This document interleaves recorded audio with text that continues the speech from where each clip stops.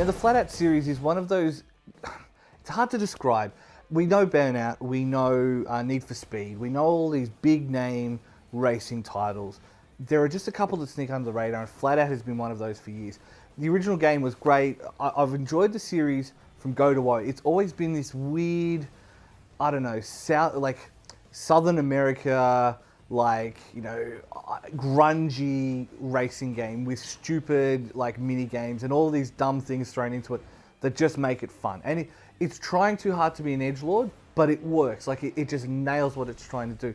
The problem is, it's just never been particularly enticing enough for most people to pick up. Burnout obviously had its focus on the crashes later on. It was all about takedowns. It was all about all this kind of stuff. Forza and all the other games went simulation, so they suddenly had all this very serious racing technique and all these different things attached to them. Flatout's niche is just not cool enough on its own to carry the game. The game is kind of split into two parts still. So you have the career mode, which is pretty stock standard. You buy a car, a cheap car, work your way through the races, upgrade the parts, buy a better car, go to a different class, buy a better car, upgrade the parts, do all the races. Really simple progression kind of stuff. So nothing particularly new or exciting there. But not many people play Flatout games for the career mode. The career mode's there just basically to say, here's something you can do when you're not playing online or with friends. And that is where this game's strength is.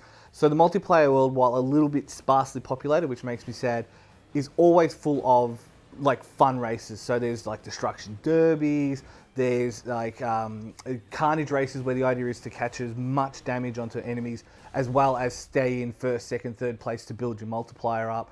There's beat the bomb. There's all these interesting modes, and then there's also the mini games. So it reminds me a lot of the original Super Monkey Ball, where you have the main game, you play a lot of the main game, but it's the mini games that bring you back. So they have cup pong, where you basically propel yourself out of a car into a cup. High jump, where the idea is to try and land as high as you can up. There's destruction. There's land on the target. There's all of these great mini games.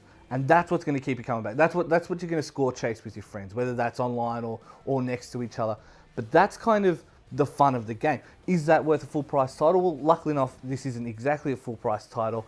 And if you're not in it for that, the career isn't exactly like GT or Forza. There's not enough meat on those bones to keep you involved. However, if you do enjoy fun driving mini games, you're sick of simulation because this is very arcade, Flatout is a great series, and I've always really loved playing it. But my favourite line, your mileage may vary, and it's a car game. Double whammy, bam!